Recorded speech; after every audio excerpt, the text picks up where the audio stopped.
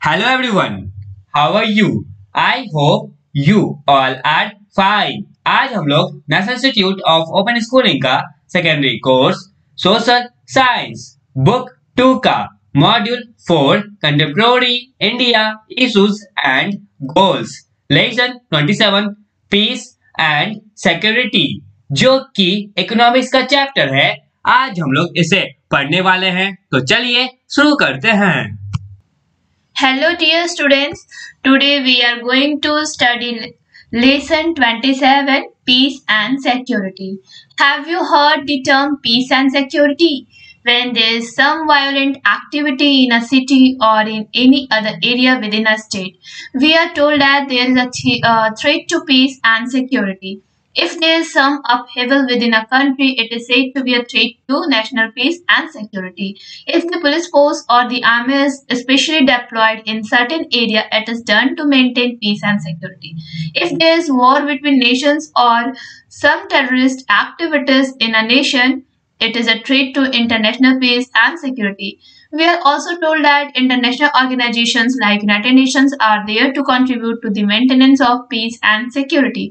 These two words, peace and security, are also used separately. All religions talk of peace. Individually, we are concerned about peace of mind or peace in the family or the community. We also read about the worries of families regarding the security of girls and women when they move out of home. The use of these terms in different contexts and in different ways at times confuses us.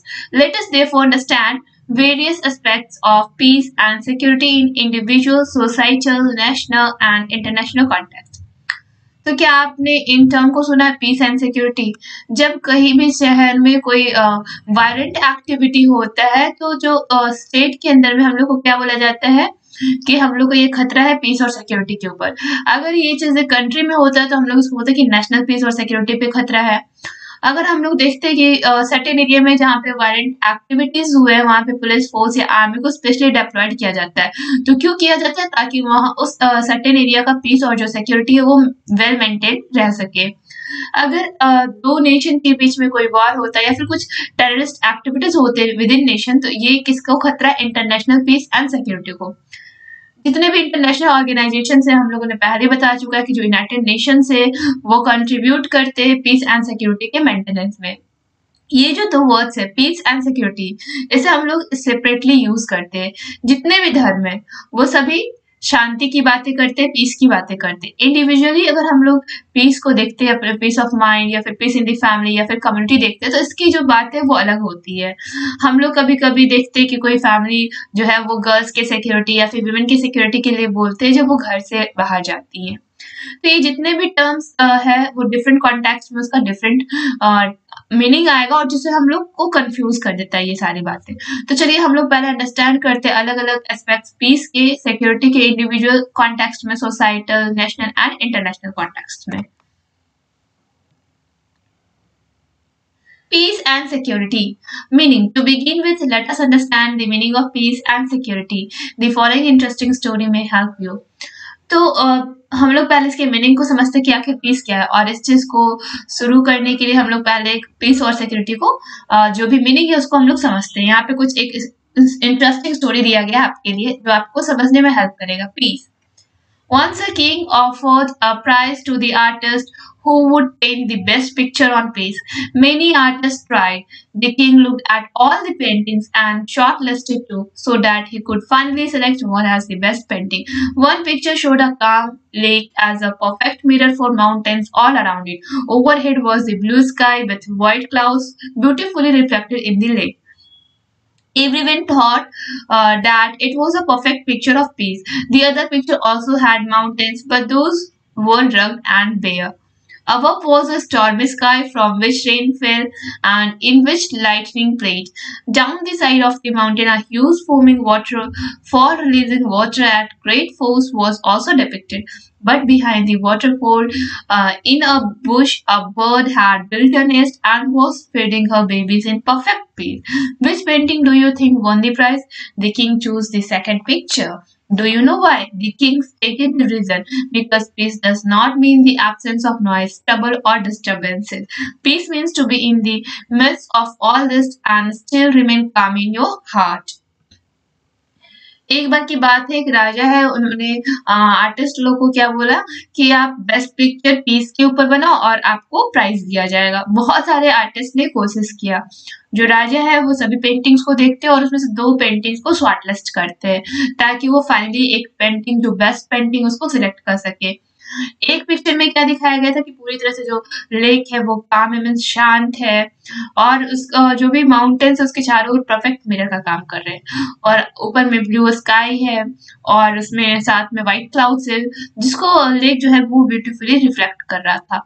सब लोग क्या सोच रहे थे कि एक best picture है, perfect picture है पीस का, और जो दूसरा पिक्चर था उसमें माउंटेन्स था और जो कि पूरी तरह से रग्ड और बेयर था, और उसके ऊपर स्टॉर्मी स्काई थे जिससे बारिश हो रही थी और लाइटनिंग भी हो रहा था, और माउंटेन के नीचे एक वाटरफॉल हो रहा था, वो भी ग्रेट फोर्स के साथ। और वाटरफॉल के पीछे क्या होता है, एक झाड़ी थी जिसमें जो चिड़िया हैं वो घोंसला बना की थी और अपने बेबीज को परफेक्ट पीस के साथ खिला रही थी। तो आप क्या सोचते हो कि किस पेंटिंग ने प्राइज को जीता होगा? तो जो राजा है उसने सेकंड पिक्चर को चूज किया। क्या आप जानते हो क्यों? जो राजा है उसने क्या कारण बताया कि जो पीस का मतलब ये नहीं होता है कि उसमें नॉइज ना हो, कोई परेशानियां ना हो या फिर कोई डिस्टर्बेंसेस ना हो।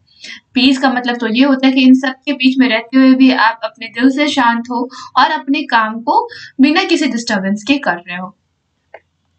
Do you think that the painting selected by the king depicted peace in the true sense of them?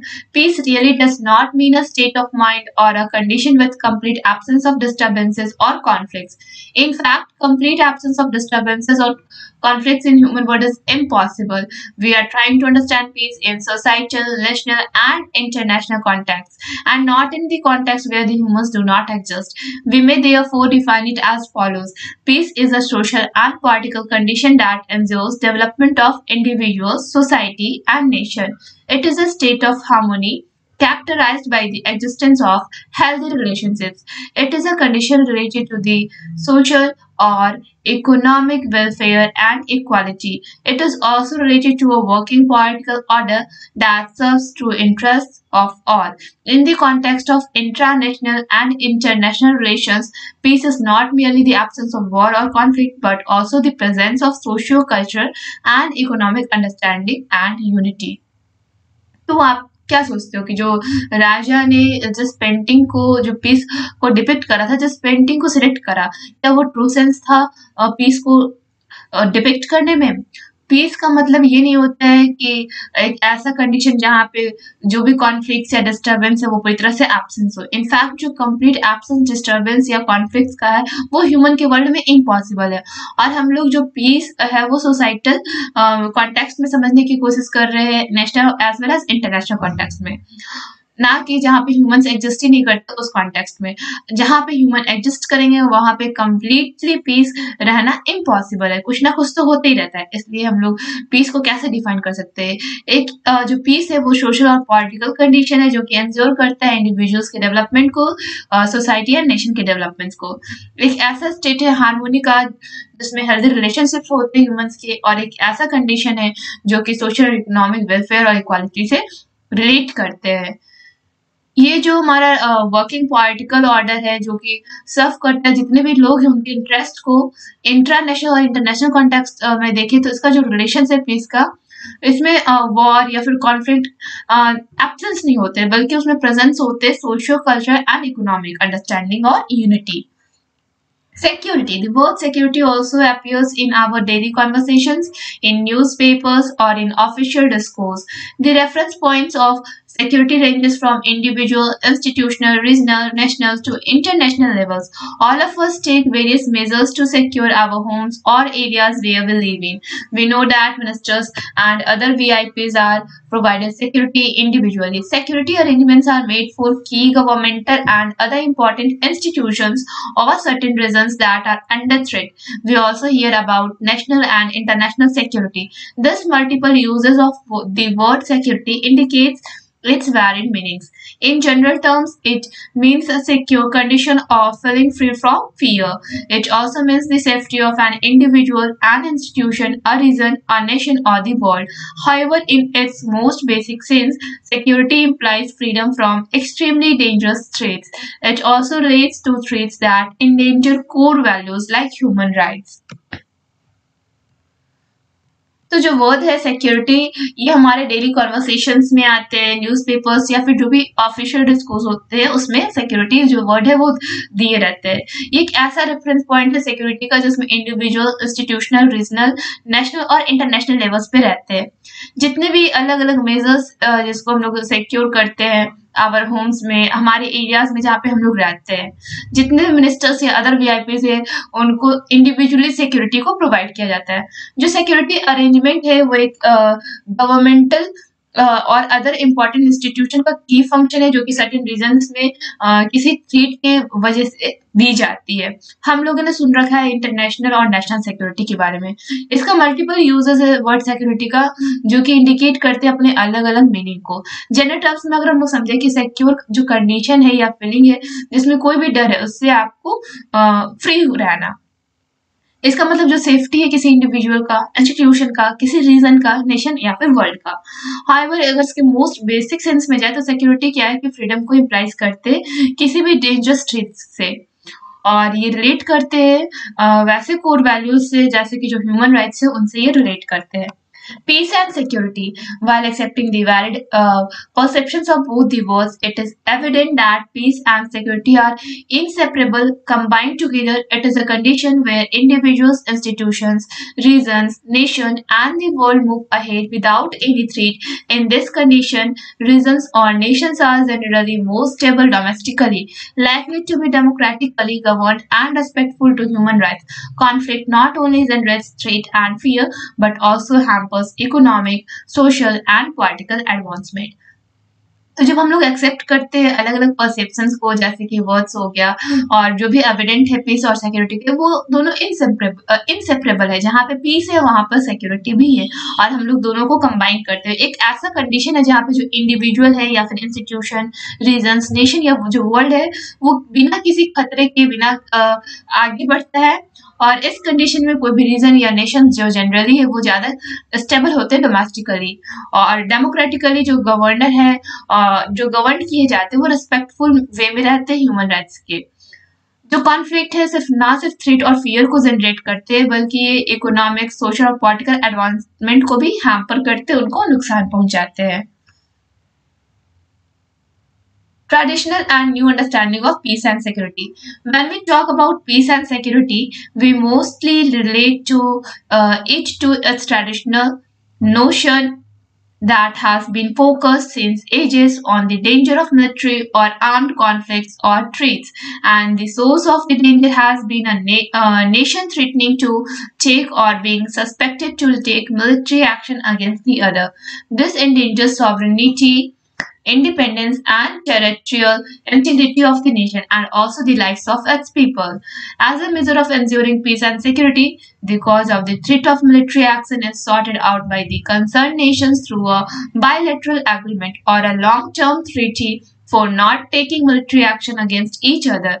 The nations also take preventive measures by increasing their defense capabilities, deploying more armed forces on borders. Some also adopt balance of power approach through entering into a treaty with other nations to take joint action in the case of military attack on any one of them. As we know, the international organizations like United Nations have been created to save the humanity from the threat of war or armed conflicts.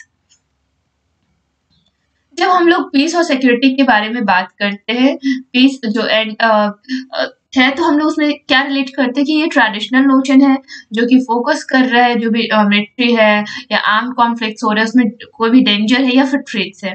ये जो source है danger का वो nation को treat करता है या फिर सस्पेक्ट करता है कि जो मिलिट्री है उसके अगेंस्ट में एक्शन लेंगे।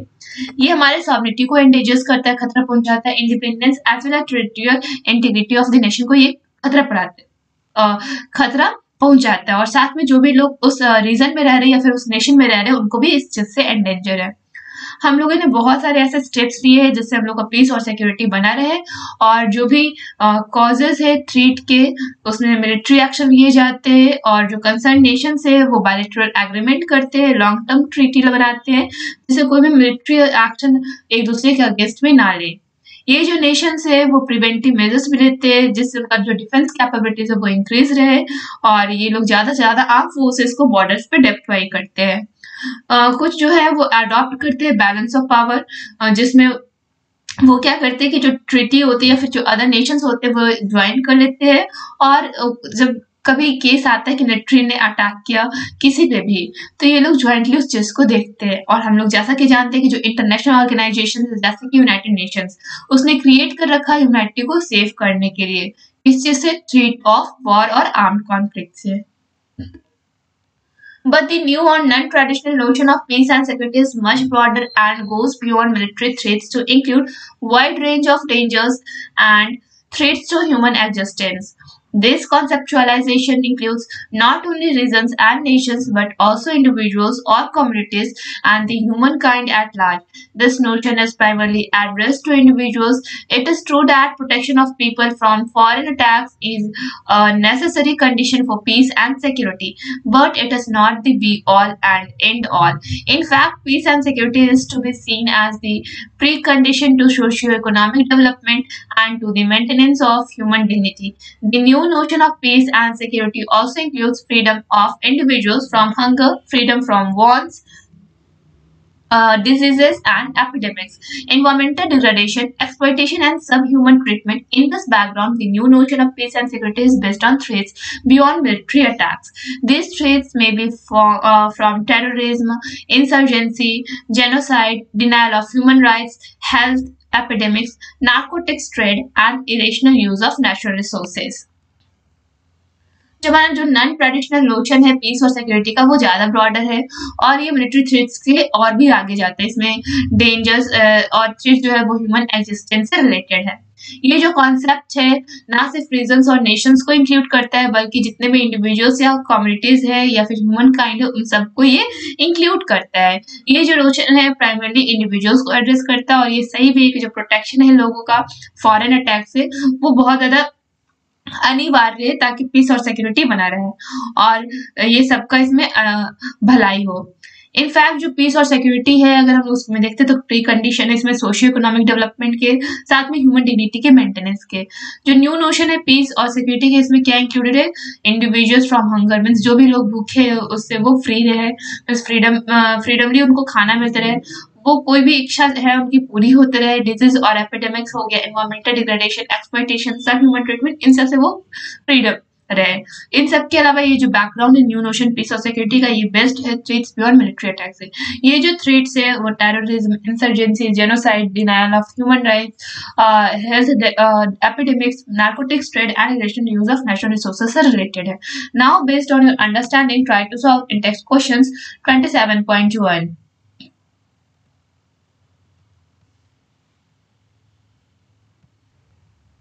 वेल चैप्टर अभी कंप्लीट नहीं हुआ है, नेक्स्ट वीडियो में नेक्स्ट टॉपिक कवर अप होगा। तब तक के लिए इस चैप्टर का इंडेक्स क्वेश्चन बनाने का प्रयास करें और साथ ही साथ इस चैप्टर को पढ़ने और समझने का प्रयास करें। That's all for today, thank you everyone.